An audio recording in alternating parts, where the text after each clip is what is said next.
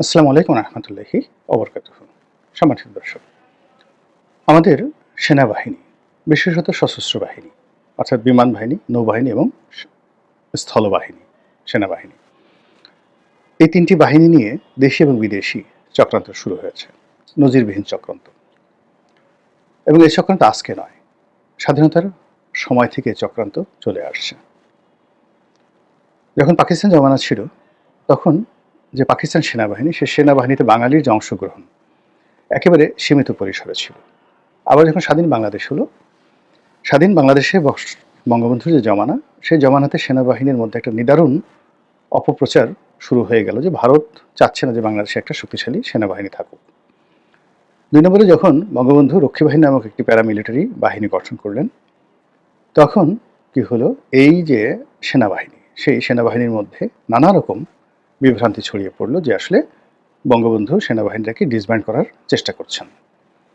এবং ওই সময়টিতে রক্ষী বাহিনীর অত্যাচার, কর্মকাণ্ড, পুলিশের অতিরিক্ত বাড়াবাড়ি বঙ্গবন্ধুর জমানাতে, এবং সেখানে পুলিশের অনেক কর্মকর্তা যারা বঙ্গবন্ধুর সঙ্গে খুব ভালো সম্পর্ক রক্ষা করতেন, তাদের যে দাপট, সেই দাপটের কারণে সেনাবাহিনীর যে উর্দি, সেই উর্দিতে বলতে গেলে আঘাত লেগেছিল।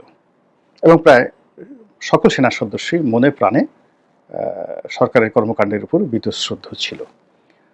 ৭৫-১৫ আগস্টের পর যখন একটা পরিবর্তিত পরিস্থিতি এলো, সেই পরিবর্তিত পরিস্থিতিতে একেবারে ১৯৭৫ সালের আগস্ট মাস থেকে নভেম্বর মাস পর্যন্ত, ৭ই নভেম্বর পর্যন্ত সেনাবাহিনীর অস্তিত্ব নিয়ে যে ঘটনা ঘটেছে, এটি মানে দক্ষিণ পূর্ব এশিয়াতে অন্য কোনো সেনাবাহিনীর ভাগ্যে এই ঘটনা ঘটেনি। পুরো সেনাবাহিনী বিভক্ত হয়ে গেছিল অনেকগুলো গ্রুপে। বঙ্গভবন কেন্দ্রিক খন্দকার মোশতাকের অনুগত একটা গ্রুপ, সাবেক সেনা কর্মকর্তা এখন যেভাবে রাওয়াতে বসে ইকবাল করিম ভূঁইয়াদের নেতৃত্বে একটা গ্রুপ খুব তৎপর, ঠিক ওই সময়টাতে কর্নেল ফারুক, কর্নেল রশিদের নেতৃত্বে একটা গ্রুপ ভীষণ রকম ক্ষমতাধর হয়ে পড়েছিল, যারা সেনাবাহিনীতে ছিল না কিন্তু বাইরে থেকে চালাচ্ছিল। কর্নেল তাহের তিনিও সেনাবাহিনীর বাইরে থেকে আরেকটি গ্রুপ পরিচালনা করতেন, অসম্ভব রকম শক্তিশালী ছিলেন। খালেদ মোশাররফের নেতৃত্বে একটা গ্রুপ সেখানে ছিলেন, এবং তারা শেষ পর্যন্ত একটা কূ করে বসলেন। এর বাইরে বিমান বাহিনীতে একটা গ্রুপ তৈরি হয়ে গেল, যারা সেনাবাহিনীকে সরাসরি চ্যালেঞ্জ করলো, এবং এই বিমান বাহিনীর এই গ্রুপটি বঙ্গভবনে বোমা ফেলানোর জন্য, ডাইরেক্ট অ্যাটাক করার জন্য তারা রীতিমতো মেন্টালি প্রস্তুতি নিয়ে ফেলেছিল। নৌবাহিনীর কথা আমি বলতে পারবো না। এর মধ্যে যখন শহীদ প্রেসিডেন্ট জিয়াউর রহমান দৃশ্যপটে এলেন, তখন প্রায় বছর খানিক সেনাবাহিনীর মধ্যে অসহল অবস্থা চলেছিল।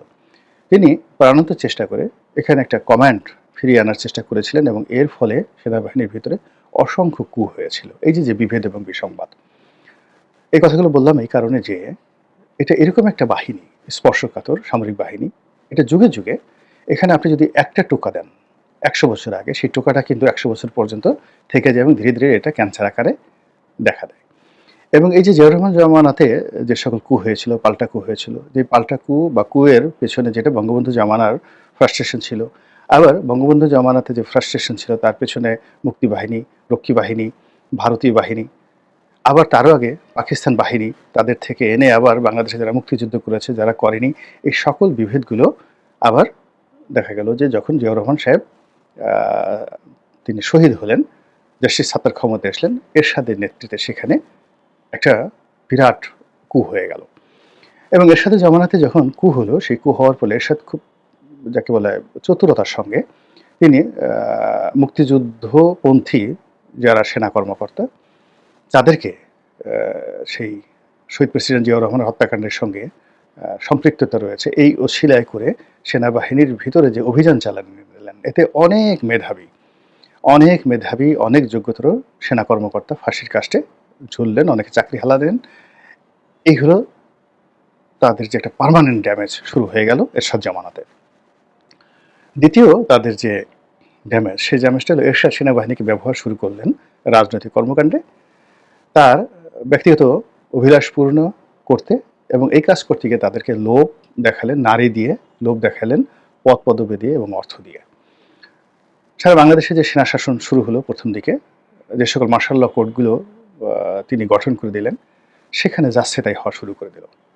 যে সকল কর্মকর্তারা মেজর র্যাঙ্কের একটা ডিস্ট্রিক্টের চিফ মার্শাল অ্যাডমিনিস্ট্রেটর হিসাবে তারা দায়িত্ব পালন করতেন এবং সেখানে যে নয়েজ হয়, যদু-মধু যা কিছু হয়েছে এটা পুরো সেনাবাহিনীর যে স্ট্রাকচার সেটাকে নষ্ট করে দিয়েছে। ফলে ডিজিএফআই, তারপরে শেষে সেনা গোয়েন্দা এবং আ সেনাবাহিনীর যে ইমেজ এটি মারাত্মকভাবে মানে লোপ পেয়েছে। পরবর্তীতে যখন ৯১ একটা পরিবর্তিত পরিস্থিতি এলো, সেটা কিন্তু উন্নয়ন ঘটেনি। সেটা উন্নয়ন ঘটেনি। এরশাদের সেই যে আ প্রিভিলেজগুলো, সেই প্রিভিলেজগুলো আরও বাড়লো।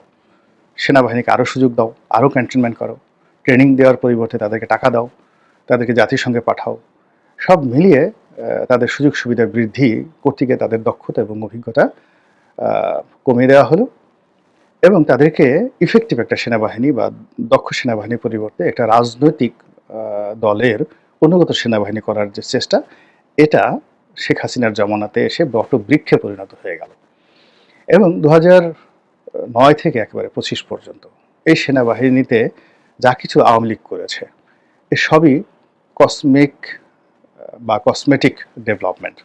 ভালো, ভালো হেলিকপ্টার, ভালো, ভালো গাড়ি, ভিতরে অসম্ভব সুন্দর, সুন্দর রাস্তাঘাট, সুযোগ সুবিধা, তারপর শেষে জলসিঁড়ি আবাসিক প্রকল্প, মিরপুর ডিওএইচএস, এরকম অসংখ্য সুযোগ সুবিধা তাদেরকে দেওয়া হলো এবং আ সেনা কর্মকর্তাদেরকে পুলিশের চাইতেও আরও যাকে বলা হয় আওয়ামী লীগের জন্য ইফেক্টিভ করার ক্ষেত্রে তারা এখানে দলীয় রিক্রুটমেন্ট বানানোর চেষ্টা করলো।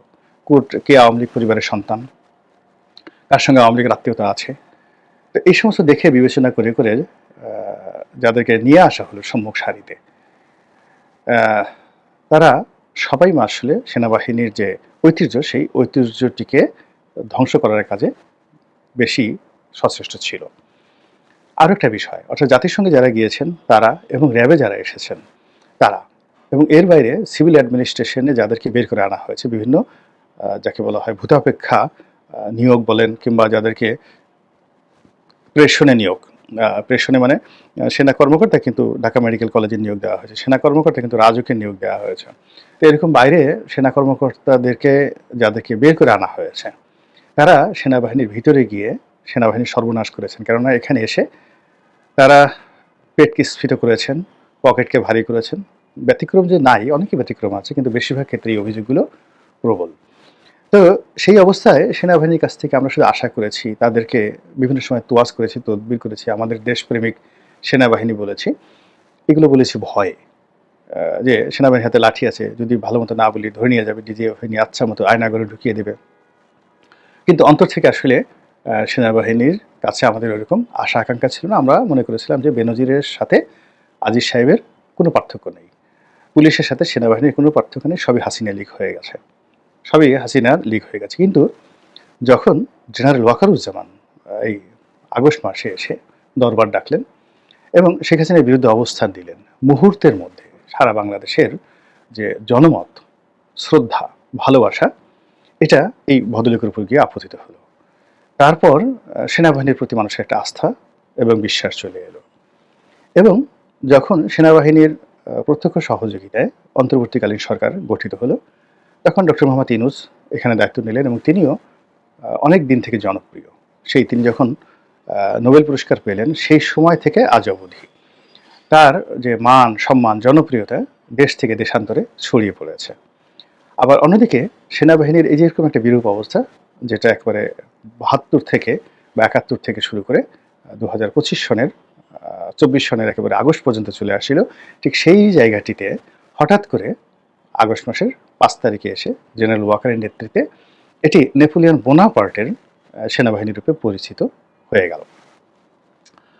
তো যেটা হয়, এক বনের দুই বাঘ থাকে না, এবং সময়ের প্রয়োজনে একজন আরেকজনকে সহযোগিতা করে, কিন্তু পরবর্তীতে তারা আবার শত্রু হয়ে যায়। তো এখন সমান্তরালভাবে জেনারেল ওয়াকার এবং তার অনুগত যারা সেনাবাহিনী রয়েছেন তারা সরকারকে সহযোগিতা করে যাচ্ছিল, সরকারও তার প্রয়োজনীয় লোকজন সহযোগিতা নিয়ে তারা তাদের অভীষ্ট লক্ষ্যে এগিয়ে যাচ্ছিল। কিন্তু একে অপরের প্রতি যে কোনো কারণেই তারা সন্দিহান ছিল, একে অপরের প্রতি ঈর্ষান্বিত ছিল। ওয়াকার সাহেব মনে করতেন বা করেন যে আমি তো নিজে ক্ষমতায় নিইনি, আমি তাদেরকে বসিয়েছি এবং আমার কথাই জনগণ শান্ত হয়ে তাদেরকে মেনে নিয়েছে। তো কাজেই এখানে আমার একটা অংশগ্রহণ থাকবে, অ্যাটলিস্ট আমার তো একটা অ্যাক্রিডিয়েশন এবং আমার সম্মান, আমার মর্যাদা থাকবে। এক দুই নম্বর হলো যে যিনি ক্ষমতায় বসেছেন তিনি তার ক্ষমতাকে নিরঙ্কুশ চাইবেন, যে আমি ডক্টর ইউনূস সারা দুনিয়া আমাকে তোয়াজ করে তদবির করে, আমার সম্মান মর্যাদা সেনাবাহিনীর কাছে শেখ হাসিনার জামানাতে সেনাবাহিনী শেখ হাসিনাকে যতটা তোয়াজ এবং তদবির করতো তার চেয়ে অনেক অনেক বেশি তোয়াজ এবং তদবির আমি পেতে পারি। কিন্তু এই যে দুজনের যে মনস্তাত্ত্বিক, এই মনস্তাত্ত্বিক ঘটনায় ধীরে ধীরে দেখা গেল মানে June July August, August August মাসটা হলো, সেপ্টেম্বর অক্টোবর, অক্টোবর মাসে এসেই এটা ভেঙে পড়ল। এবং আপনার মনে আছে যে সেনাবাহিনী প্রধান যখন প্রথম বললেন যে 18 মাসের মধ্যে একটা নির্বাচন হতে পারে, তখন এটা নিয়ে সরকার একেবারে তেলেবেগুনে জ্বলে উঠল, তেলেবেগুনে জ্বলে উঠল। বললেন যে এটা তিনি বলতে পারেন না, এটা তার ব্যক্তিগত বিষয়, এটা কেন বলবেন। এবং প্রথম ধর্ম উপদেষ্টা, যিনি একেবারে শান্তশিষ্ট মানুষ, তিনি একেবারে সরাসরি সেনাবাহিনী প্রধানের বিরুদ্ধে বক্তব্য দিলেন সেই 2024 সনে। ওই যে শুরু হলো, শুরু হতে হতে এখন এমন একটা পর্যায়ে চলে এসেছে, আমরা প্রকাশ্যে অনেক অনেক কথা বলছি, কিন্তু আমরা নিজেরা যে কথাগুলো বলছি সেই কথাগুলো আমরা প্রকাশ করতে পারছি না। আমাদের সবার মনের মধ্যে একটা হিসাব আছে এবং সেই হিসাবে আমরা আলটিমেটলি কিছু একটা চাচ্ছি, তারপরে আমরা কিছু একটা ভয় করছি, আমরা কিছুর আশঙ্কা করছি, আমরা কাউকে উপরে স্থান দিচ্ছি, কাউকে নিচে স্থান দিচ্ছি। আমরা মনে করছি যে এই লোক যদি একটা চড় মারে ও টিকবে না, আমরা মনে করছি এই লোক যদি একটা ধাক্কা মারে ও টিকবে না। কিন্তু কে টিকবে না, কে করবে না, এই কথাগুলো কিন্তু আমরা বলতে পারছি না। আমরা স্পষ্টত ভাবি ক্যান্টনমেন্ট, উত্তরপাড়া সেনাবাহিনী এবং যমুনাতে যারা বসবাস করছেন এবং যমুনাতে যারা কাজ করছেন, তাদের মধ্যে যে মনস্তাত্ত্বিক যে যুদ্ধটা শুরু হয়ে গেছে ইতিমধ্যে, এই মনস্তাত্ত্বিক যুদ্ধ যে শেষ পর্যন্ত মনস্তাত্ত্বিক যুদ্ধ থাকবে না, এটা নিয়ে আমরা দেশে শতকরা 99.99% লোক আমরা আতঙ্কিত। এই মুহূর্তে বাংলাদেশে 0.001% লোকও নেই যারা মনে করছেন যে একটা শান্তিপূর্ণ নিষ্পত্তি হবে, সব কিছু স্বাভাবিকভাবে চলবে রাজনৈতিক সরকারের মতো করে, তারপর ডিসেম্বরে বা জুন মাসে একেবারে সুন্দর মতো পোলাও কুরমা খেয়ে একটা নির্বাচন হয়ে যাবে, আর নির্বাচনের পরে জনগণ খুশি মনে যাকে ভোট দেবে এবং সেই ক্ষমতায় চলে আসবে। এরকম একটা শান্তিপূর্ণ পরিবেশ এবং পরিস্থিতি নিয়ে দেশের 0.01% লোকও স্বপ্ন দেখতে পারছে না। ফলে কি হচ্ছে, সব জায়গাতে আশঙ্কা, সব জায়গাতে স্বপ্নভঙ্গ, সব জায়গাতে হতাশা, ফ্রাস্ট্রেশন ছড়িয়ে পড়েছে এবং নানা রকম গুজব প্রায় প্রতিদিনই সোশ্যাল মিডিয়া থেকে শুরু করে মূলধারার গণমাধ্যম, চায়ের টেবিল এবং বিভিন্ন ক্ষমতার যে কেন্দ্রগুলো রয়েছে সরকারি এবং বেসরকারি, সেই ক্ষমতার কেন্দ্রে নানা রকম অঙ্ক কষাকষি হচ্ছে। যারা পালিয়ে আসছেন তারা উঁকি মেরে দেখার চেষ্টা করছেন যে কে ক্ষমতায় এলো, কে গেল। প্রতি মুহূর্তে এয়ারপোর্টের খোঁজখবর নিচ্ছেন, কারা যায় কারা আসে, পাসপোর্ট অফিসের খোঁজখবর নেওয়া হচ্ছে। তারপর প্রতি মুহূর্তে রাত বিরেতে তারা সেই ব্যালকনিতে দাঁড়িয়ে যার অবস্থা, রাস্তার দৃশ্য দেখার চেষ্টা করছেন যে ওখানে গাড়ি ঘোড়ার চালচলন কেমন, কোথাও একটা ছোট শব্দ হলে সবাই আতঙ্কিত হয়ে পড়ছেন। ঠিক এইরকম একটি অবস্থা, সেই রকম একটি অবস্থায় সেনাবাহিনী একটি সংবাদ সম্মেলন করলো। যখন এরকম সন্দেহ শুরু হলো, সেই সংবাদ সম্মেলনে তারা যখন বললো যে সরকারের সাথে তাদের কোনো সমস্যা নেই, লোকজন বললো সমস্যা আছে, এই কথা আমরা বুঝি, এই যে আপনারা বললেন যে সমস্যা নেই, এটা তো বলার দরকার নেই। যখন আপনারা বলেছেন ইট মিনস সমস্যা আছে। আপনারা তো কখনো কোনো অবস্থাতেই সংবাদ সম্মেলন ইতিপূর্বে করেননি।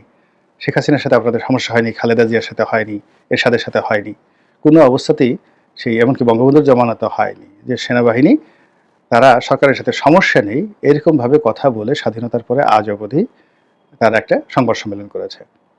ইতিপূর্বে বেশ কয়েকবার অন্তর্বর্তীকালীন বা তত্ত্বাবধায়ক সরকার এসেছে, জাতির অনেক গুরুত্বপূর্ণ বিষয় আসছে, সেনাবাহিনী কথা বলেছে, যেমন দেখা গেল তাদেরকে দুর্যোগ ব্যবস্থাপনার দায়িত্ব দেওয়া হয়েছে, তার কথা বলেছে। কিন্তু এইরকম সরকারের সাথে তাদের কোনো দূরত্ব নেই, এই বিষয়ে কখনো সেনাবাহিনী তারা নিজেরা আত্মতুষ্টি লাভ করার জন্য, জনগণকে বোঝানোর জন্য নিজেরা এগিয়ে এসে সংবাদ সম্মেলন করেনি। যখন আপনারা এই কাজটা করছেন it means there is a problem. এবং সেনা সদস্য যারা রয়েছেন তাদের প্রতি ডিউ রেসপেক্ট নিয়ে বলি যে এটা এমন একটা বাহিনী, এমন একটা সংস্থা যেখানে একবার সমস্যা শুরু হলে ওই সমস্যাটা নিষ্পত্তি হতে হয় সামরিক কায়দায়, ইন এ মিলিটারি ওয়ে। তো সেই মিলিটারি ওয়ের অনেকগুলো বিধান রয়েছে within the cantonment, between the cantonment and civilian, between the government and military, এবং between the court and between the road, রাস্তায় এবং সামরিক আদালতে। এই জিনিসগুলো নিষ্পত্তি হতে হয়। এবং এখানে হায়ার অ্যান্ড ফায়ার, ধরো মারো কাটো, মানে প্রতিপক্ষকে নির্মূল করতে হবে, নির্মূল করে তারপরে শেষে সেখানে সমাধান। কিন্তু এর বাইরে সাধারণত মিলিটারি লাইনে কখনোই সমস্যার সমাধান হয় না, কখনো হয় না। তো যখন সেনাবাহিনী বলছে আমাদের কোনো সমস্যা নেই, তখন আর মানুষের ভয় লেগে যাচ্ছে। এবং যারা মানে সেনাবাহিনীতে যে সমস্ত ধরেন একজন ব্রিগেডিয়ার হলেন, এখন একজন ব্রিগেডিয়ারের বয়স তো খুব বেশি না, তার অভিজ্ঞতা খুব অল্প, অভিজ্ঞতাও অল্প। এখন যারা এই সিভিল সোসাইটিতে আছেন, ধরেন ঢাকা বিশ্ববিদ্যালয়ে যারা মিলিটারি ল পড়ান বা নিরাপত্তা বিষয়ক পড়াশোনা করেন, বা সেনাবাহিনী থেকে যারা অবসর গ্রহণ করেছেন, সেনাপ্রধান, ব্রিগেডিয়ার জেনারেল, মেজর জেনারেল, তারা দেখা গেল অবসর গ্রহণ করার পর গত 20 বছর ধরে তারা দেশ বিদেশে ঘুরে এত বইপত্র পড়েছেন, এত অভিজ্ঞতা সঞ্চয় করেছেন, যেটা সেনাবাহিনীর ভিতরে থেকে তারা যদি 10% অভিজ্ঞতা অর্জন করে থাকেন about the military rules, regulation and military mind, military establishment, ভিতরে বসে যদি তারা দেখা গেল যে একেবারে সেনাবাহিনীর সবচেয়ে একজন মেধাবী কর্মকর্তা ধরেন আপ টু সেনাপ্রধান হলো, কিন্তু পরবর্তীতে দেখা গেল যে সে রিটায়ার্ড করার পরে জাতিসংঘ পরামর্শক হিসেবে কাজ করলো, বিভিন্ন বিশ্ববিদ্যালয়ে অধ্যাপক হিসেবে কাজ করলো, তার হাতে যে সময় আছে সেই সময়টাতে সে বিশ্বের যে ডিসিসিভ ব্যাটেলগুলো সে পড়লো, মিলিটারি হিস্ট্রি পড়লো, পড়ে সে টোটাল যে বিষয়গুলো এত চমৎকারভাবে সে বুঝতে পারলো যেটা ক্যান্টনমেন্টের মধ্যে বসে সে কখনো বুঝতে পারেনি। ফলে এখন ক্যান্টনমেন্টের মধ্যে যারা আছেন তারা দেশ চাইতে ক্যান্টনমেন্টের বাইরে যারা সাবেক সেনা কর্মকর্তা আছেন এবং একই সঙ্গে সিভিলিয়ানদের মধ্যে যারা সামরিক ম্যাটার নিয়ে লেখাপড়া করেন, তারা এই সেনাবাহিনীর প্রতিটা লেফট রাইট, প্রতিটা অঙ্গভঙ্গি, প্রতিটা কথা, তাদের বডি ল্যাঙ্গুয়েজ, তাদের চলাফেরা, তাদের কণ্ঠস্বর, তাদের চাহনি, সব কিছুর মধ্যেই যে মেসেজ আছে সেই মেসেজটা যেভাবে বাইরের লোক রিড করতে পারে, এভাবে জেনারেল ওয়াকারের যারা অধীনস্থ লোকজন আছেন তিনি সহ তারা সেভাবে রিড করতে পারে না। ফলে আমরা বাইরে যারা আছি তারা এই যে সেনাবাহিনীর যে তৎপরতা, তারা বলছে কোনো সমস্যা নেই, আমরা সমস্যা দেখতে পাচ্ছি। তারা বলছেন যে আমরা এই বাংলাদেশ বিরোধী, মানে খুব ফর্মাল কতগুলো কথা, বাংলাদেশের স্বার্থবিরোধী কোনো কাজ তারা করতে দেবেন না। আরে স্বার্থবিরোধী কাজগুলো ঠেকানোর জন্যই তো তাদেরকে রাখা হয়েছিল, বলার কি দরকার আছে? তাহলে কি কেউ স্বার্থবিরোধী কাজকর্ম করছেন? মানে এমনি নাচুনি বুড়ি, তার উপর যদি আবার ঢোলের বাড়ি দেওয়া হয়। তো সব মিলিয়ে এই যে সেনাবাহিনীর যে সংবাদ সম্মেলন, তা সাম্প্রতিককালে জেনারেল ওয়াকারুজ্জামান এবং জনাব ডক্টর মোহাম্মদ ইউনূসের সঙ্গে যে বিরোধের কথা আমরা শুনতে পাচ্ছি, এবং এই দুজনকে কেন্দ্র করে যে সকল গুজব, যে সকল সত্য মিথ্যা ছড়িয়ে যাচ্ছে, এবং যেভাবে যমুনা এবং উত্তরপাড়ার মধ্যে দূরত্ব তৈরি হয়েছে, যেভাবে রাজনৈতিক দলগুলোর সঙ্গে সেনাবাহিনীর সম্পর্ক, এবং একই সঙ্গে সেনাবাহিনীর সঙ্গে বিভিন্ন মহলের যে আন্তঃযোগাযোগ এই মুহূর্তে ঘটছে, তার মধ্যে জনগণ নতুন কিছু খোঁজার চেষ্টা করছে। আর সেই নতুন বিষয়গুলো আমাদের জন্য কল্যাণকর হবে না অমঙ্গলজনক হবে, এটা সময়ই বলে দেবে। মহান আল্লাহ আমাদের সবাইকে হেদায়েত দান করুন এবং হেফাজত করুন। আসসালামু আলাইকুম ওয়া রাহমাতুল্লাহি ওয়া বারাকাতুহু।